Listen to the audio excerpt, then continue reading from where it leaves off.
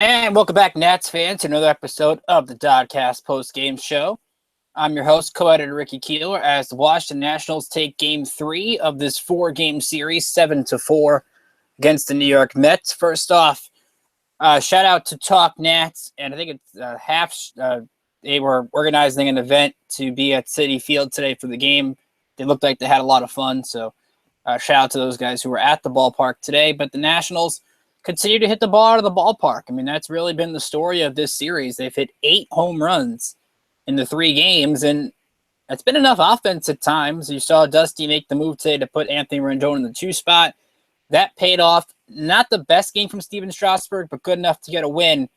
And the bullpen, of course, makes it interesting, but they end up getting the win anyway. And the Mets right now 11.5 back of Washington. They're not even second place anymore. So the Nats have come into Citi Field, and they've made a statement. They did not come to this series on a good note after losing 2 or 3 to Atlanta. But seems like we talked about last night when Drew was on the show.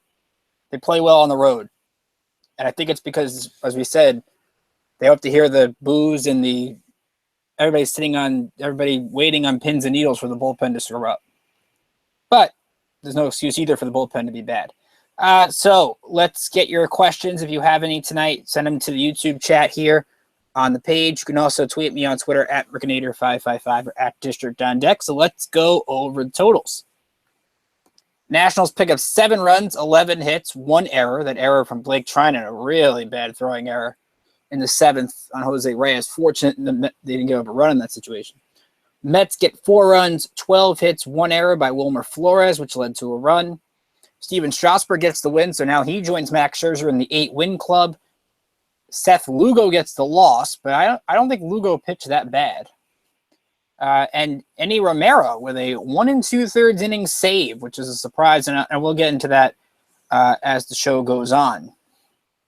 But the day started off on a good note. Trey Turner, first batter of the game, hits a solo shot, gets the Nats up 1-0. The Nats could use a little bit more from Trey Turner, at least in the power department. He's got 7 home runs this season. I think the big story from today offensively, and I'm going to give some love to a guy that we bash a lot on the show, bash a lot sometimes when we're tweeting games and doing these post-game shows, is Jose Lobaton. I mean, what a game he had today. Goes 2 for 3, hit a second deck solo shot off of Lugo in the 2nd inning, picks up a base hit. He even drew a walk. So when Lobaton, to be fair, has not played well at all this year, you could get 2 hits out of him on a day where Matt Wieters gets the afternoon off. You take it. So I love what Lobaton did at the bottom of the order today, picking up a couple of hits. Stephen Strasburg even had a hit in the bottom of the order as well. The 3rd home run comes from Adam Lind, and he got the start in left field, hit a 2-run shot to right against Paul Sewald in the 8th, his 6th of the season. And Lynn continues to just be the guy that is surprising everybody. I mean, when the Nats signed him to that minimum deal late in the spring, I don't think anybody thought Adam Lynn would be this good. But you get him with some at-bats in left field, it may cost you defensively. But in the end, if you can get runs out of it, you'll be happy. And Adam Lynn proved that today, hitting in the 6th spot. Anthony Rendon, I mentioned, you hit in the 2 spot, you get a couple of hits. So he goes 2 for 4 today. I like what Dusty did. And he had the big double in the 9th inning to get that 7th run on the board against Addison Reed. The Nats made Reed work. 23 pitches, 14 for strikes. So if there's a save situation tomorrow, Reed had to pitch today, and they had to throw more than 20 pitches. It's always a good sign. But the one thing that's been impressive is the Nats' ability to induce double plays. 7 double plays in 2 games. It's the first time they've done that since September 2015, according to the Nationals PR. They did it against the Marlins. And, of course, the last double play being crucial, the Cespedes 5-4-3 double play in the 9th. But Stephen Strasburg kind of took a page out of Max Scherzer's playbook. When you can't get the outs, get the double plays. And I thought the key double play in this game came in the 4th inning.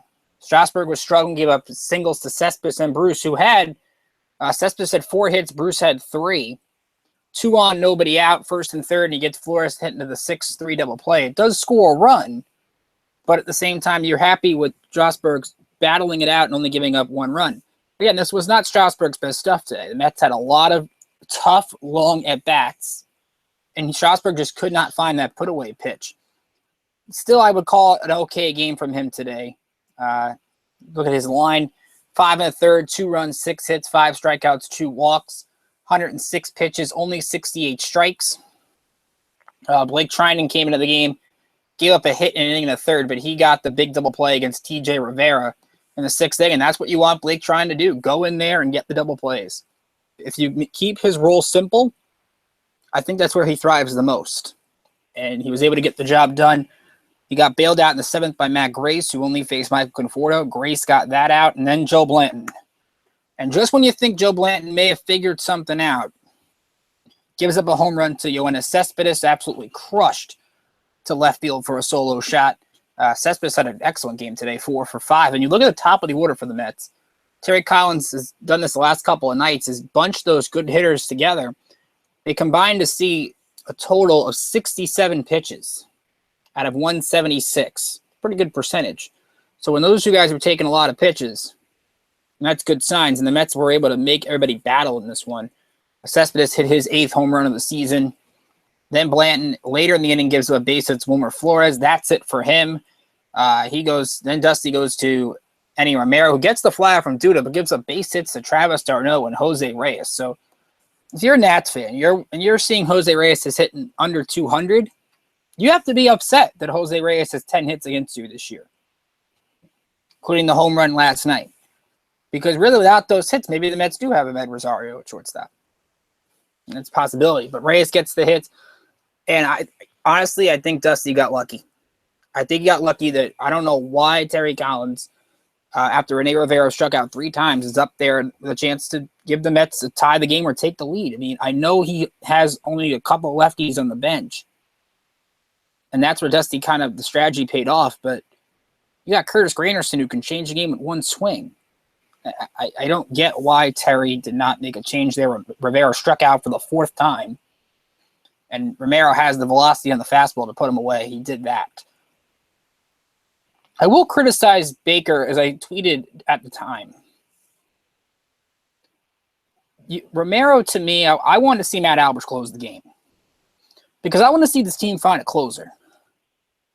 I want to see this team go out there, get the job done, find a guy that can be in the 9th inning and run with it. And Romero's got 33 pitches, which is the most he's thrown since April 8th against the Phillies. Keep in mind that April 8th game, Jeremy Guthrie didn't get out of the 1st inning. Romero to throw over 50 pitches in long relief. You can't expect Romero to be that great when he gets to 30 pitches. Now, he got out of it, so I give him credit. 20 out of 33 for strikes. Not a great percentage. I like Trinan's 12 out of 19. But Romero has pitched better for the Nationals. And I was tweeting it kind of like now you're really relying on Matt Albers and the lefties. Alvaro Perez has been better. You look at Enny Romero's numbers. He's yet to give up an earned run in June. Those runs were inherited and charged to Blanton. But you look at 14 strikeouts in the month of June right now for Romero. If you look at his other 2 months before that, he had a total of 14 the entire month of May, and he had 9 in April. And with opponents hitting 107 coming in the day against Romero, you're starting to see why the Nationals want to go out and trade for this guy. I don't think he's Chapman. I don't think he's a guy that can come in and save games for you. But he can get key outs as a lefty. And Romero's done well in that role. Alvaro Perez has done well in that role. We'll see if and when Sammy Solis comes back, if he can do the same thing. But the Nationals need to find a reliable right-handed arm. Joe Blanton isn't that. Sean Kelly isn't that. And Dusty Baker told the media earlier today that Sean Kelly might be dealing with neck spasms that's affecting his velocity. Not a DL stint yet, but you wonder if that might happen soon. Because Kelly's been in mop-up duty at this point. Without Coda Glover, really your best right-handed option is Matt Albers. They need to find a better right-handed arm, or they're not going to go anywhere. I mean, you can have all the great lefties you want. And I think their left-handed options are good. But maybe Trinan steps up and becomes a reliable right-handed option again. There's a lot of ways the Nats bullpen can work this out. You can tell Dusty's still trying to figure it out, which is amazing in June. But this offense bails them out time and time and time again. And that's what makes this team so good. They're 42-26 now after the win. Bryce Harper extended his streak to 10 games. Daniel Murphy, another multi-hit afternoon. If you look at the stat line for Ryan Zimmerman, 0 for 5, a couple strikeouts. And Zimmerman, to be fair, has not played well in this series. But you can tell on that last swing in the ninth, he just missed it against Addison Reed. And that'd be another move you could question Collins over. Why? I know Murphy's killed the Mets. Why are you letting Zimmerman face Reed? And Zimmerman's had some tattooed home run shots against Reed this year. That one surprised me, but I think on a warmer day, that ball Zimmerman hit's gone. And that would have really put the wind out of the Mets' sails, but the Nats still get the win. You're kind of picking here. And I would expect Zimmerman to bounce back. He's kind of just going through a slump and still hitting .353. I mean, that's just the way it is right now. Again, Murphy with a double today, his 19th of the season. Rendon now at 15 doubles. Lynn's up to 26 RBIs. Murphy's at 46. Rendon's at 44. Turner's at 30. And Lobaton, by the way, 2 home runs this year, both against the Mets. And the Nats did not have a hit with runners in scoring position and still scored 7 runs. That's how good this team is. So again, I think don't be worried about what Strasburg today. He did enough to get the win. That's important. I think Dusty made the right decision. You can't have him finish the 6th inning at 106 pitches. It's because Cespedes and Bruce worked great at bats the entire day and eventually caught up to Strasburg. And that's going to happen. I mean, the Mets still have talent in this team. The problem is after Conforto, Cespedes, and Bruce, there's a big gap. And it's because of all the injuries. Especially the Neil Walker one. I think that's kind of hurt them going into this series. So let's take a look around the division and see what's going on today. Both games in progress right now. Diamondbacks lead the Phillies 5-1. That game in the bottom of the 8th. Arizona just put up 4 runs in the top of the 7th inning. Jake Lamb, another RBI. He's been having a great season. Paul Goldschmidt, a 2-run double in the 7th. Phillies starter for this game was Jared Eichhoff. Gave 1 run over 6, but we'll get the no decision. Miami and Atlanta currently bottom of the 10th, 7-7. Braves rallied to tie it against A.J. Ramos in the bottom of the 9th. They were down 7-4. They're 7-3 in this game and going to the bottom of the 6th. So give Atlanta credit for battling back in this one. Matt Adams, a solo, a 2-run homer. Tyler Flowers has a home run. 4 ribbies for Adams in this game, all with 2 outs. So Braves bail out Jaime Garcia. So we'll see what happens. The Marlins are now the second-place team, so the Nationals have a chance, if the Atlanta comes back and gets the win, to be 11 games ahead of the Braves. Not the Braves, the Marlins, going into tomorrow. Before we do the minor league scores, let's look at tomorrow's pitching matchup, which, again, you're in a similar situation where you were against the Dodgers. House money going into the final game of a series. Let me explain why. You can catch the game at 1:10 Eastern tomorrow on Masson and USA 9. Happy Father's Day, by the way, to all the fathers out there, since I won't be here tomorrow. Happy Father's Day to my dad. Joe Ross takes the ball for the Nationals, 3-2 with a 6.39 ERA, taking on Jacob deGrom for the Mets. deGrom 5-3 with a 4.33, but deGrom's coming off an excellent performance against the Chicago Cubs. Complete game. He had 2 bad starts before that, so you wonder which Jacob deGrom's going to show up tomorrow. And it's kind of the same situation the Nats were when they played the Dodgers, where, man, they were trying to avoid the sweep.